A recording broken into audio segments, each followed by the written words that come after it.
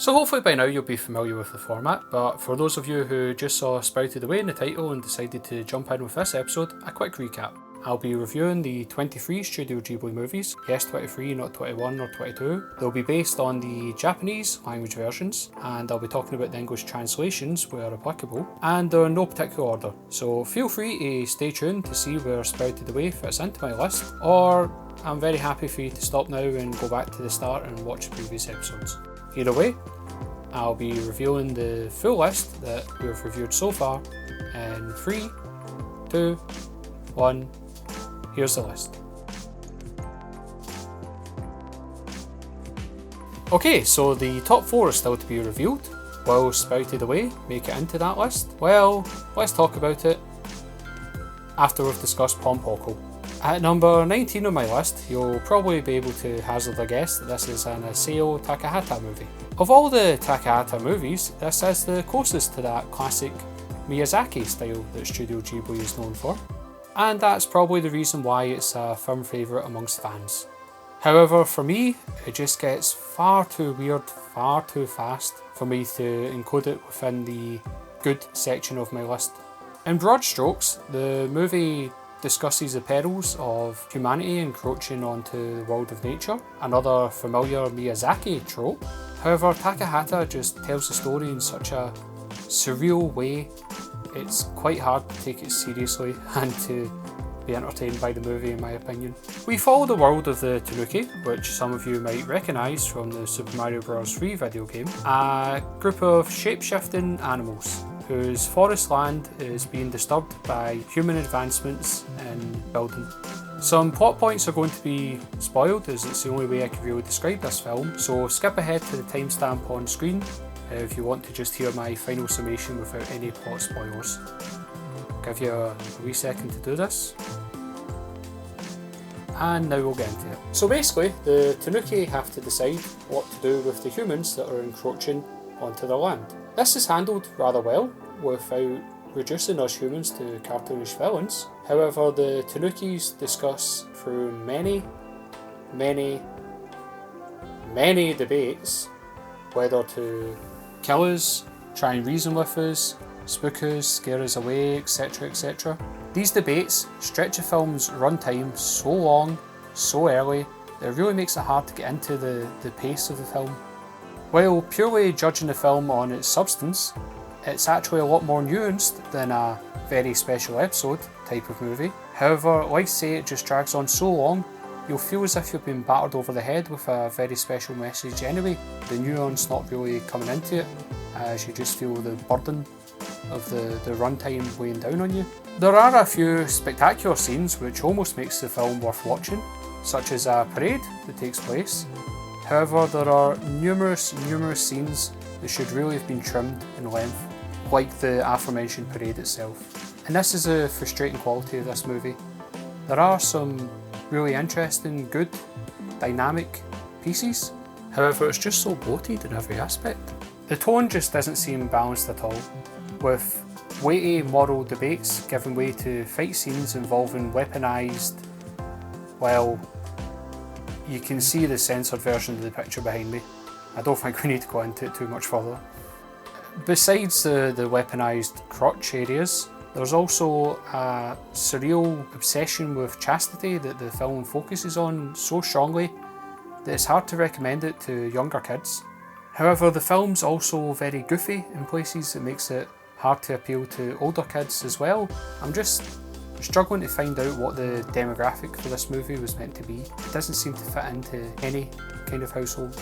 At its core, there is a strong message here, and I must say when Takahata gets a scene right, he gets it right. However, at over 2 hours long, the film is just far too bloated and doesn't have a focus on where it's meant to be going. The sad thing is, with a couple more script revisions, I really feel as though this movie could have been a classic. From one weird film to another, let's talk about From Up in Poppy Hill. This movie does just enough to squeeze into the top 10. It is quite problematic at stages, however it does just enough right to be considered a great movie in my opinion. This movie really feels like 2 different movies mashed together, and there will be a lot of plot spoilers in this review. However, first I'd like to give you a bit of a background before we get to that. This was the second movie directed by Goro Miyazaki, Hayao Miyazaki's son. However, unlike the first movie, Hayao helped with the writing of this script, and it is a lot better received amongst the Studio Ghibli fans. We'll get into Goro's first movie in a later video, however this one is a vast improvement, that's all you need to know right now. Released in 2011, just before The Wind Rises and The Tale of the Princess Kaguya, this movie is often overlooked by a lot of Studio Ghibli fans, which is a shame as there is actually quite a lot here to enjoy. This is definitely one of those realistic movies, as opposed to the fantastical stuff of My Neighbour Totoro and Spirited Away, and you really need to have that mindset going in. But to delve any deeper, I am going to have to reveal some plot spoilers, so there's a timestamp up on screen if you want to skip to the end of this review, and I'll give you a moment to do that. And now we'll get into the plot spoilers.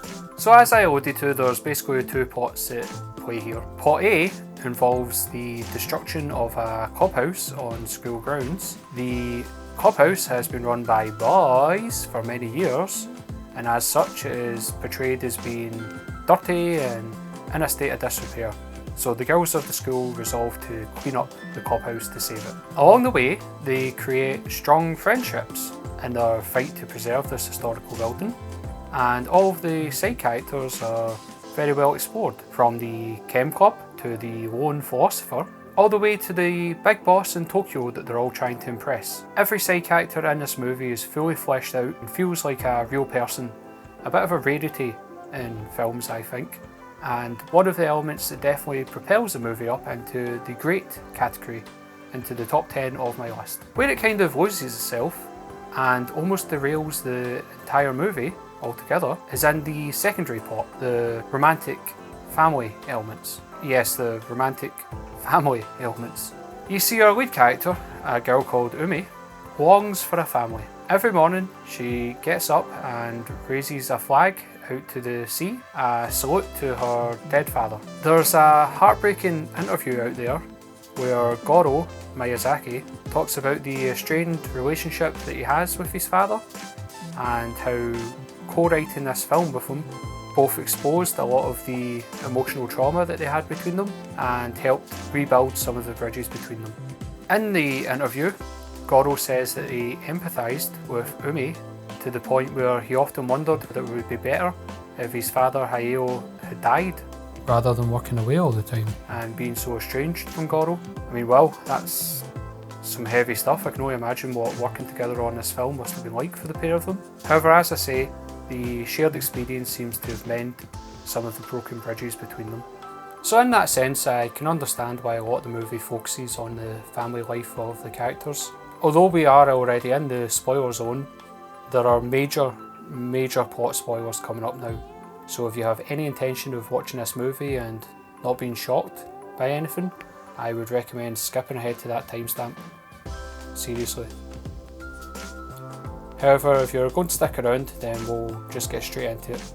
So the main girl, Umi, and the main boy, they become rivals. They tease each other, they are at odds with each other, and then through a turn of events, they end up becoming friends and developing feelings for each other. However, it then transpires that her love interest is actually her brother, but then he's not her brother. It turns out he was adopted and then fostered and has a fake birth certificate and was maybe adopted again. It gets very confusing. But for a large part of the movie, the lovers, if you can call them that, do believe themselves to be brother and sister.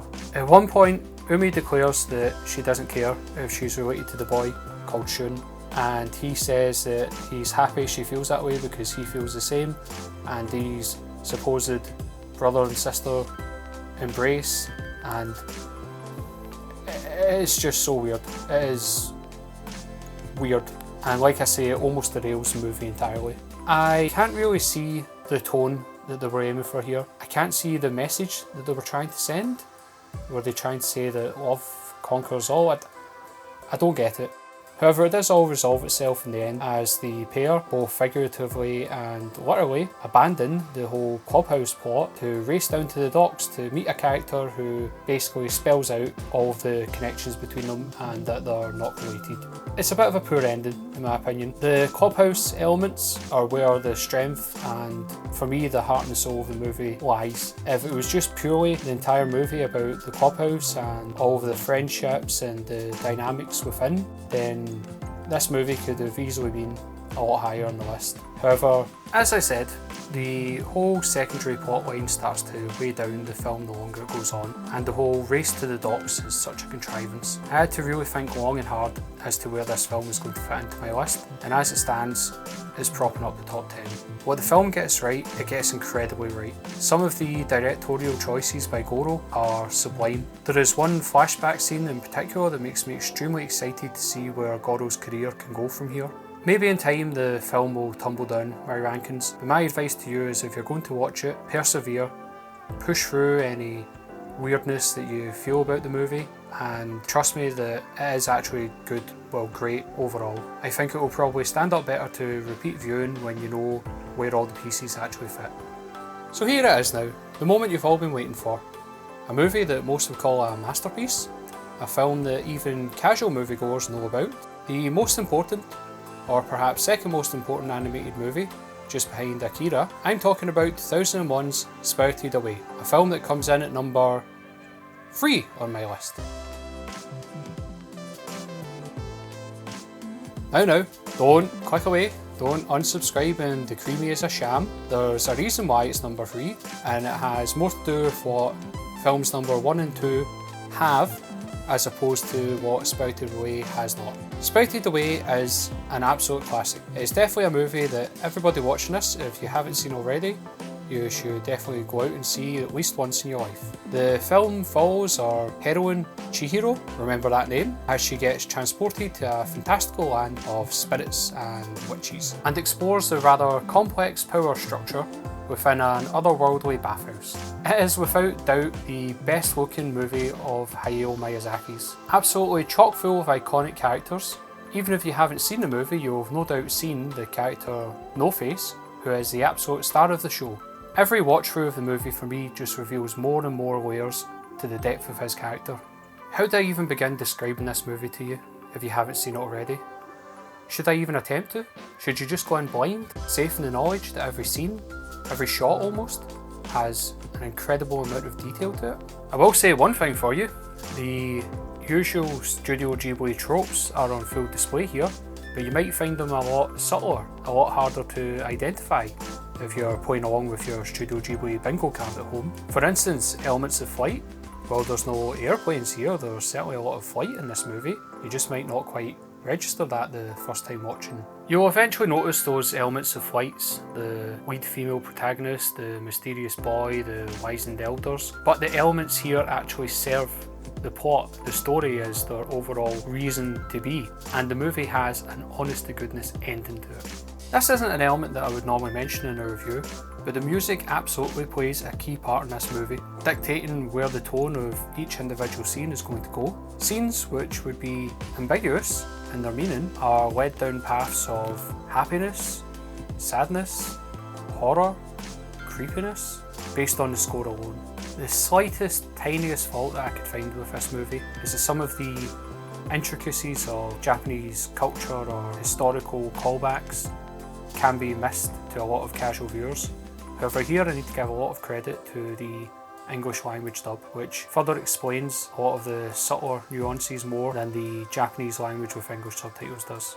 If I were scoring these movies out of 10, I would give this movie a 10 out of 10. It is perfect. It is the perfect length, perfect characters, perfect story, it's beautiful to look at, and it really does separate itself from one of the other classics on the list, Howl's Moving Castle. So the question remains, if this movie's perfect, then why are there 2 movies above it? Maybe you'll find out in the next episode, or maybe you'll find out later on in the series. However, if you have been enjoying this so far, I would encourage you to subscribe and to share these far and wide. I would like as many Studio Ghibli fans as possible to join in the discussion here, and to tell me, is Spirited Away your number 3, or is it even higher, or perhaps lower? As always, the comment section is open for discussion and debate, I'll happily answer any questions or any opinions that you may have that are different from my own. And I thank you for watching, and I'll see you next time.